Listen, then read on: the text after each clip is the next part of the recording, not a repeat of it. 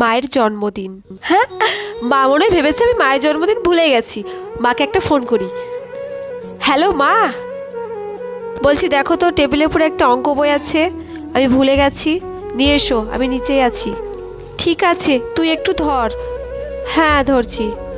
মনে তো বললো এখানে অঙ্ক বইটা আছে, কোথায় আমি তো দেখতে পাচ্ছি না। এটা কি, দেখি তো। হ্যাঁ, চাদর। কিরে, অঙ্ক বই তো খুঁজে পেলাম না, এই চাদরটা কার? তুমি কি ভাবলে আমি তোমার জন্মদিন ভুলে গেছি? হ্যাপি বার্থডে মা। তুই তাহলে আমার জন্মদিন ভুলিসনি? তুমি তাড়াতাড়ি রেডি হয়ে এসো, আমি কলেজ টলেজ কোথাও যাচ্ছি না, আজ তোমাকে নিয়ে আমি ঘুরতে যাব। আচ্ছা তুই একটু দাঁড়া, আমি তো রেডি আছি, আমি এক্ষুনি আসছি। ঠিক আছে আসো।